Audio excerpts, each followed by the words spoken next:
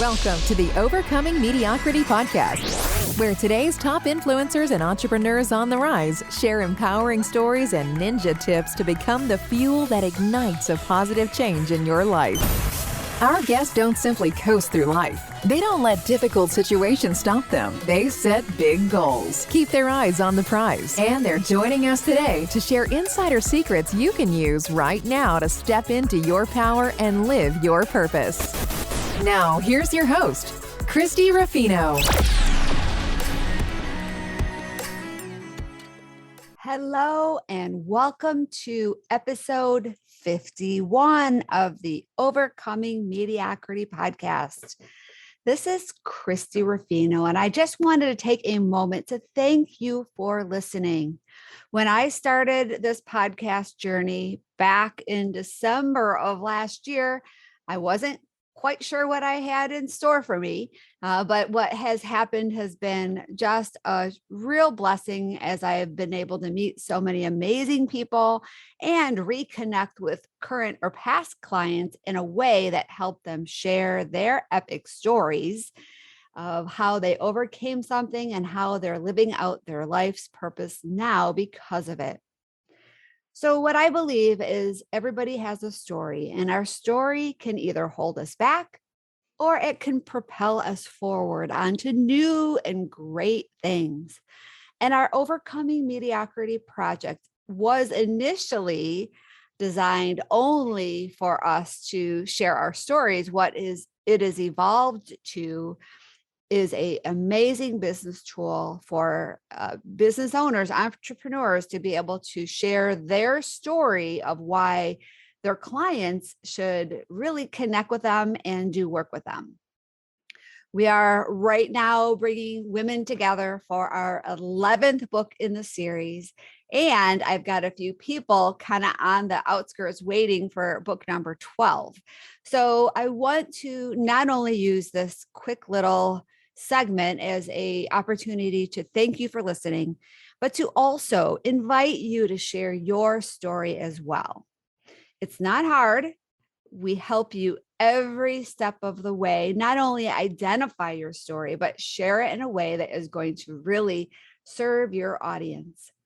Because our story should be more than inspiring our audience. It should also be about equipping them. How can we provide value? How can we provide our ninja tips, not only in a written form, but in a spoken form as we speak and be interviewed on other people's podcasts?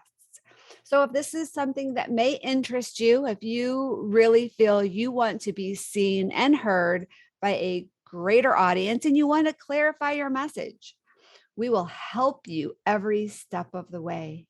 And an amazing additional benefit is you will become an Amazon best-selling author, which will look great on your website and your bio. And collaboration is another part of what we focus on. You will be meeting an amazing team of other women who are on the same journey as you are and not doing it alone. We will work together. We will have ongoing meetings where we can work through the whole process. You have coaching calls. There's just a lot of different ways that we will support you on this journey. So pick up your mouse, head over to overcomingmediocrity.org/apply, or you could just go to our website and click the apply button and submit an application. We'll have a quick phone call and see how we can get your story in a future book and on our podcast. So hope to be talking to you soon, and we'll get on to our show next. Well, hello, everybody. Welcome to today's episode of the Overcoming Mediocrity podcast. I am excited to have Connie Whitman on our show today. Welcome, Connie. Hi, Christy. Thanks for having me. So excited for our conversation today. Oh, so am I. Well, I know I met Connie in a JV community. And I don't know a lot about her. I kind of did a little research and checked her out, and she has an amazing business and she's been doing this for a long time. And so I know I'm looking forward to this interview. I'm sure you are as well. But before we get started and Connie shares all about her story and all of her ninja tips, I want to be able to let you know a little bit about who Connie Whitman is. So Connie is known for her high energy, passionate, heart-centered, and enthusiastic approach to sales, teaching, and coaching. She has been the CEO of Whitman and Associates, LLC, for 20 plus years, helping ambitious business owners, leaders, and sales teams build powerhouse organizations. She is a 3-time #1 international best-selling author of her book, ESP, which is Easy Sales Process, not the other ESP, 7 Steps to Sales Success. Plus, she is a speaker, longtime podcast host. I don't want to say an old podcast host. She's just been doing it for a long time, way longer than I have. And she is known in her field as an influencer. Connie's inspired teaching, transformational tools, and content ensure that business owners and salespeople grow their revenue streams through enhanced communication skills. As a podcast host, she is thrilled to share inspiring content on her 2 weekly international podcasts, The Heart-Centered Sales Leader and Enlightenment of Change. I am very now afraid to continue with this podcast. Connie, you have such an experience, and you do your show twice a week, and I'm do it once a week, and it's all overwhelming for me. But I just can't wait to learn from you and be inspired by you. Thank you. I can't wait for our conversation. Yeah.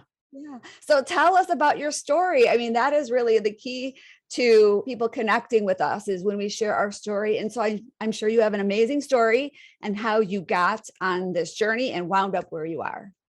Yeah, it's so interesting, Christy, because when, graduated college, got a job, went to work for a company, right? Your first job, you don't really know what the heck you're doing. And I remember it was for a credit company, for car dealers, to finance the cars. And I'm super friendly, even in my 20s, right? Super friendly, even though I didn't know anything. And I remember back then they had just introduced, we're talking in the 80s, guys, they had just introduced leasing as an option for cars, not just retail purchases. The cool thing though, back then is the leases, the business owner could write off the entire payment, whereas the retail, there were other glitches. So I remember working in the leasing department. I got all of these deals, the retail deals in, and I would call the dealer and say, listen, business owner, da, da, da, da, da. And they would say, I don't know how to do the calculation. At the time, I was going for my MBA in finance at night. So I think and see in numbers, right? So I would teach them the calculation. So this is the coolest thing that happened. Their business exploded because now they're serving their business clients, right? The business clients were telling their business clients, friends, right, through networking. So everybody was winning. Well, then a sales position came in this credit company, and the dealers called me and said, you're applying, right? And I go, I don't know anything about sales. And they all laughed and said, you're kidding, right? Do you see how many lease deals you get? I was probably getting from zero. I was probably getting about 500 deals a month, right? So grew it greatly. They were all making a ton of money. I'm like, oh, that's sales? In my world, Christy, I was educating and teaching so that everybody walked away winning, right? From a budgetary standpoint, right? Everybody won. So I went into my boss and I said, hey, listen, that sales position, the guys are telling me, they were all men in the dealerships. The guys are telling me I should apply. I think I'm really good at this thing. And he said to me, you're a girl. The company will never let me promote you. And he was a really good guy and saw my potential, probably even more than I saw my own potential, Christy. And he said, you need to get out of here because you're never going to have the career you deserve. Go and interview. You could do it during business hours. I'll give you the okay, blah, blah, blah. And I went and I decided to start selling insurance and investments. So I got my insurance licenses and my Series 7 licenses. But the funny thing is, I never knew I was selling. So that's my story of how I got into sales. Wow. Yeah. I mean, you're so true, because sales isn't about pushing something on somebody that they don't want. It's about giving them something that they need. And at that time, you were just educating and you were teaching them and you were helping them and providing value, which created this ripple effect. That's right. Yeah. So wow. Cool. Yeah. And I do remember that whole lease thing. And I learned the hard way because we had a lease vehicle that at the end of the lease, not only could you write it off for business, which was great. I mean, that's why we did it, but then we could buy the lease at the end for $1. And so Yes. that was like wonderful. And then years later, I leased my first car. And at the end, I'm like, okay, I'm going to buy it for $1. And they're like, oh, it doesn't work that way anymore. You would owe like 10,000 if you want to keep it. And I'm like, oh, so yeah, I mean, I digress a little bit, but I love that Times change. story. I love that. Yeah. I love that story. And yeah, definitely you took a difficult situation where you were told that you couldn't accomplish something because you were a girl, and you went out and found your own success. And that's great. Well, the Yeah. way we got to do it. Yeah. All right. So where has that led you? What are you doing now? Why are you like this great, well-known person in your industry? So it's interesting, 20 years ago. So then I transitioned right from that into insurance, which I didn't love the insurance industry. They weren't my people, I say. Loved educating the clients, right? Helping them on budgets and stuff like that. Again, see, it's always about education for me. And then I transitioned into the banking industry and became an investment representative, and then got promoted to a regional sales manager where I controlled probably about 500 employees. So that kind of went through just because of my skills. Well, then, and also because of my communication skills, which I just want to throw out. We could talk about that if you'd like later. But anyway, so in that industry for maybe 13 years, and it was what I call merger mania back in the 90s.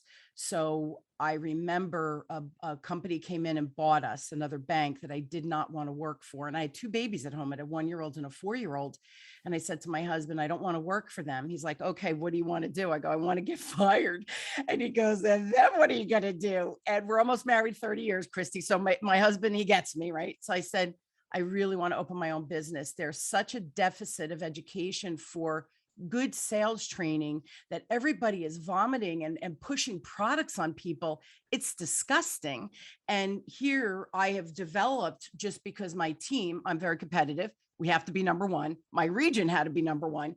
But I took the approach of, instead of saying, you need to make 20 sales this month, I would literally go into all of my branches, and I taught, that wasn't a thing back then, but I taught my managers how to coach their employees specifically to each of the needs of the individual. What were their deficits from a communication standpoint with the client? It's always about the client journey, right? It's never about us.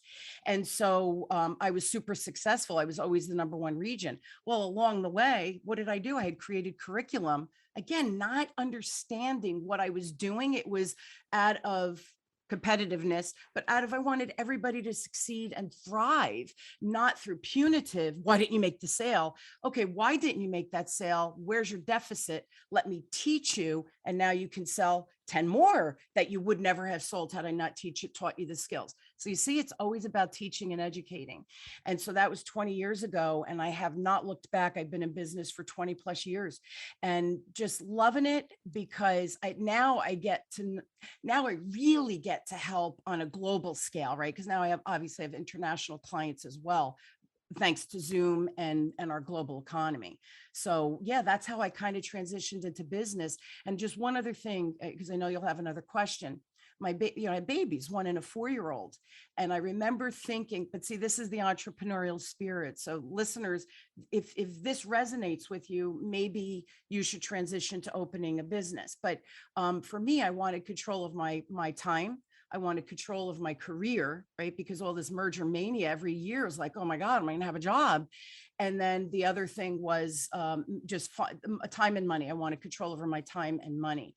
And that's where I pivoted. Now, one other caveat to that, I'm not a crazy person. I had 2 babies. We needed my income. I had a 13-month package because I was a senior vice president. I had been with the bank for 13 years, and that translated into 13 months of package. So I said to my husband, if in 6 months, I don't get a client to pay my portion of the bills, we analyzed what that was, I would go back and get a job. And so 20 years ago, that's what happened. And I haven't looked back, and I'm really happy that I never had to go back.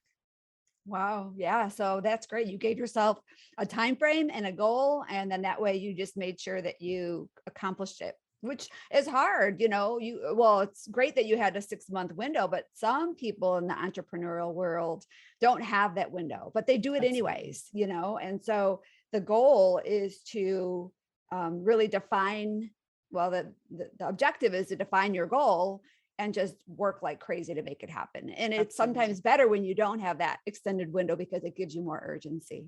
Absolutely. Yeah. So, all right. You wanted time freedom. You wanted to be able to have your own potential and your money, your earnings, and you wanted to be able to create your own success path, which is really the three kind of big whys that most entrepreneurs jump into this, or people jump into the entrepreneurial world, because it's not easy, but it's so rewarding. Absolutely. It's so rewarding. So did you have, in the beginning, did you ever have any doubts and fears? I got asked that one other time, Christy, and I guess I did, but here's the thing. My dad was a business owner. And so I saw him, like he would come to my games, in playing, I was always in sports in high school. So he'd come to my games and then he would just work in the evenings. So I think that's where I learned that you can control your time. So I could be with my kiddos, right? And go to school and go to their plays and all of that and get them to hockey practice. And then I can work at night, right? What was the big deal? So I don't think I was ever afraid. And the other reason why I don't think I was ever afraid, because, and I know every entrepreneur says this, right? Every business owner says this. No one works as hard as me. I felt like no matter what, I will make this work. And I had the backup plan. I could always go and get a job. And the other cool thing, or the other important piece of the puzzle, is I had a huge network. You're working, you build that network, and I'm really good at networking. So again, isn't that funny how you look back now and go, oh, I was good at that. Who knew? But it served me well on the path and the choices that I made. Yeah. Yeah. That's great. I mean, sometimes that fear can be what propels us forward. And you had a why. I mean, your why was so huge. It was your children. You wanted to be able to be there for them and have that freedom of that we can't do when we're in a 9-to-5 job. So You got all it. right. Well, thank you for sharing your story. I love hearing not only, why you got into in this field specifically, but why you took that plunge to become an entrepreneur. Because I know I've kind of been on and off entrepreneur forever. And I don't know if I could ever go back, and I just love it so much, but some people are really afraid to jump in. And I feel that there's so much reward by doing that. That's why I always encourage Agree. people. Agree. All right, well, let's go ahead and take a quick break. If you are listening, stay tuned. Our breaks are always very short, and come back because I know Connie has some great ninja tips she's going to share with us. Today's episode is brought to you by the Overcoming Mediocrity Project. Are you ready to share your story in a life-changing book with other success-driven women? Then, what if you could use that book to get speaking gigs, podcast interviews, and possibly a new client or two? Wouldn't that be great? Well, watch out, chicken soup. Here comes Overcoming Mediocrity. Our proven system can transform your struggle story into a powerful signature message and then as one chapter in an Amazon best-selling book. Our process is simple and economical, and it will bring a lot of eyeballs on you, your business, and your big message to the world. We welcome you to apply to join our project. Just visit us at overcomingmediocrity.org and click on the apply button at the top of the page. We'll see you soon.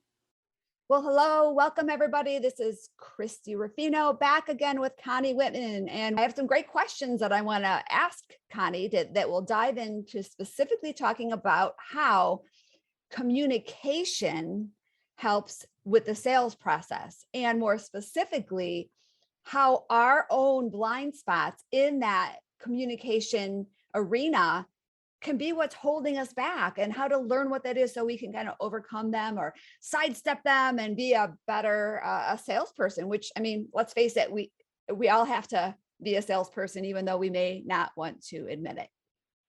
Absolutely. So what are the foundational components to communication that cause all of us to have some conscious bias and filters that don't necessarily support healthy and effective conversations?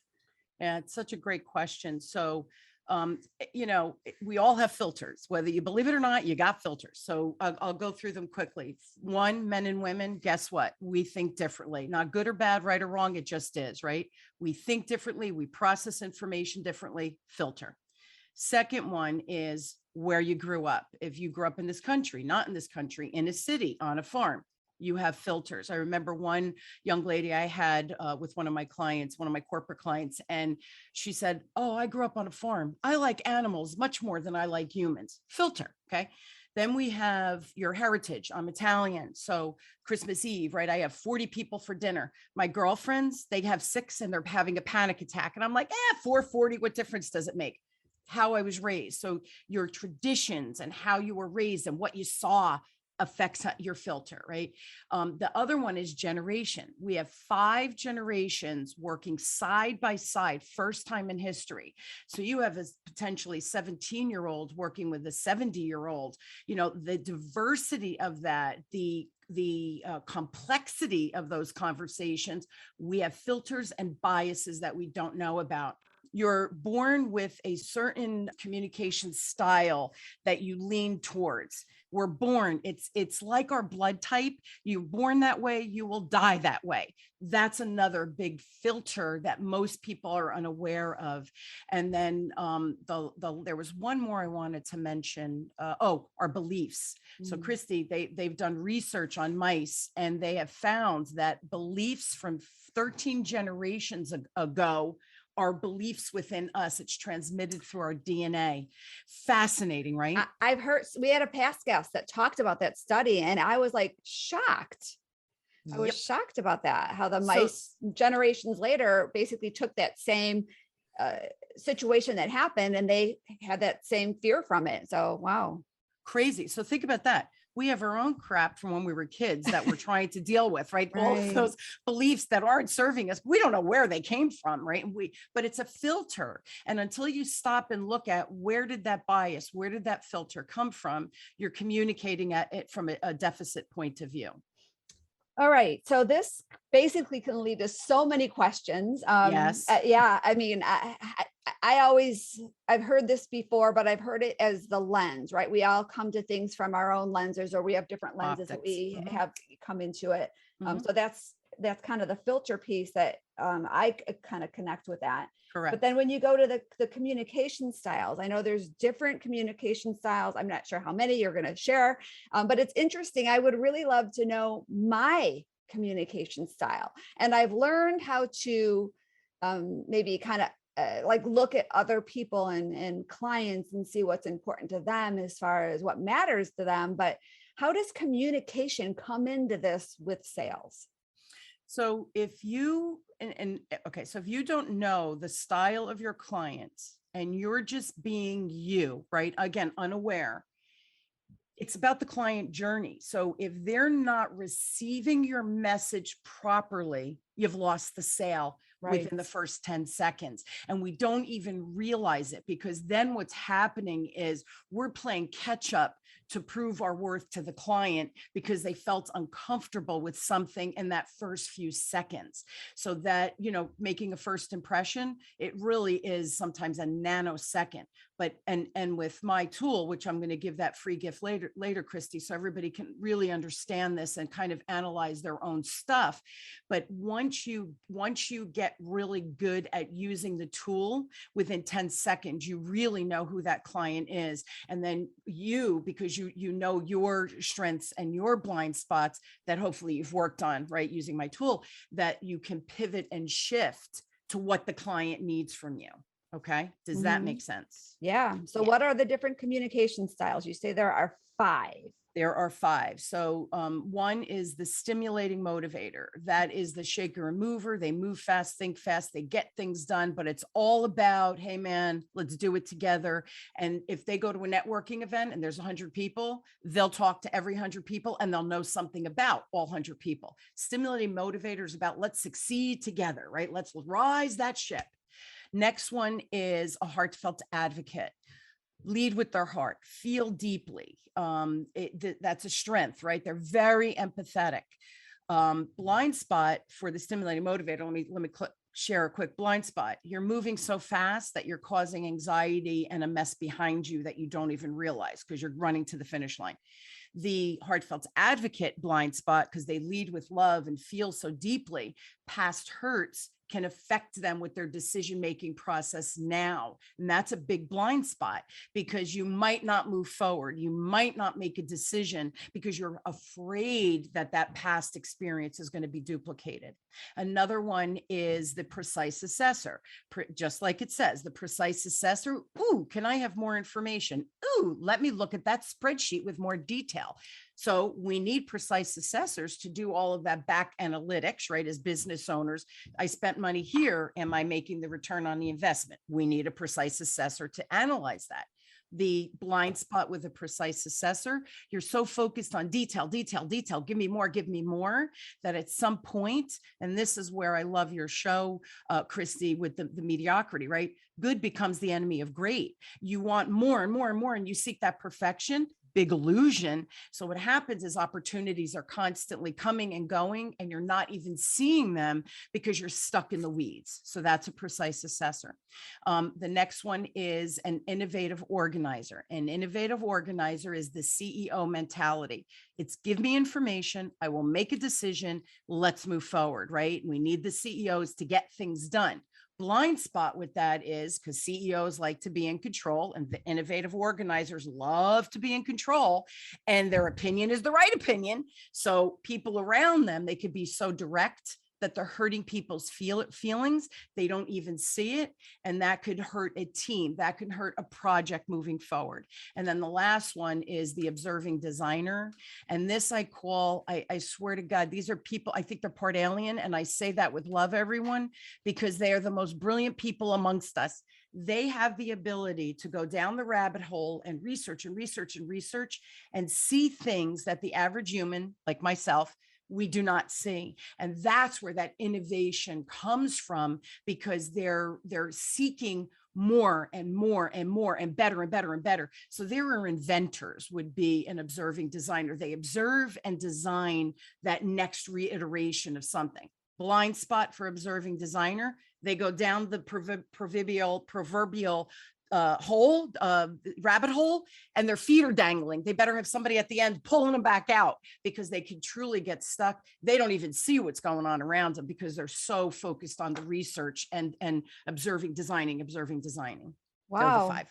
I love that. Okay. So if we identify our style and we learn or understand the need to communicate with our prospects and our clients on in their style, we can't go and say, all right, what style are you? Like, how do we, analyze them and determine how we should communicate?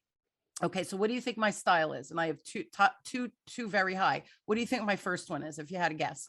Oh, you can, it's no big deal. I would say the innovative organizer. Because you're a business leader, but as far as that, I'm not quite sure. So very good. That was very good. Actually, my stimulating motivator, right? High energy, get it done, right? Woohoo, let's party, get it done. That's my stimulating motivator. And my scoring on my assessment is a 50 positive to a negative 50. I'm a 50 out of 50 on the stimulating motivator. My innovative organizer is about a 40. They fight a lot, Christy. They talk to each other and fight a lot in my head. So it's that I want you to win. Right. Now we got to get to work, people. Like, let's get it done. And I'm very good at making decisions, again, because of the innovative organizer. But here's the thing. So my lowest score is the precise assessor and the observing designer, the researchers. So think about it. If I'm in a sales conversation with an engineering firm or an engineer who needs to grow the business, and I come in gangbusters like me, they're going to be, first of all, they'll feel super awkward. I lost the sale right out of the gate because they're thinking she moves too much. People can't watch. I move my body a lot. I use my facial expressions a lot, right? I amplify my body language to connect with people. Well, I'd have to reel that in, slow my pace down. And Christy, I'm looking at the camera, right? So Christy feels I'm looking at her right now. With a precise assessor, observing designer, that would freak them out. So even in a Zoom meeting, I would have to look away and then look back at the camera. I would be too intense for them. So I have to lower everything, slow down, provide analytics. I hate analytics. Give me 3 details, I'll make a decision. They need 50 details. So again, if I'm not modifying and delivering for them, I've lost the sale right out of the gate. They're not going to follow me or understand me. Right. Well, they're not going to hear you because you're not speaking in their language, but how do you still know what language to speak? That's the part that I could never understand with all these assessment tools out there. Yes. Yeah. You're right. And so that's the correct answer. Understanding information is wonderful. How the heck do I apply it? Application is where we're able to get the results. So I have a 10-week online course, Christy, and the first thing they do is they take their communication style assessment. And then the first session, I break down and we talk about strengths and blind spots based on your scoring, right? Because everybody's a little bit different. Then throughout the entire course, we talk about when you're asking questions, who's the person in front of you. So we're constantly analyzing actual customers so we could talk about how to shift and pivot. You have to learn how to apply it. Otherwise, it's great information. It's not going to help you with any conversations, both in your personal or professional life. Okay. And just one more quick caveat. I use this in my personal life. So when my husband and I got married 30 years ago, we were about 6 months in, and I'm very direct. And my husband is a heartfelt advocate to the highest degree, which is good for me because I lack empathy and he has empathy. So he teaches me. But I thought, oh my God, I don't think I should be married. He's a very nice man. And I don't think I'm always nice to him. I taught him at that time. It was another model. I hadn't created this.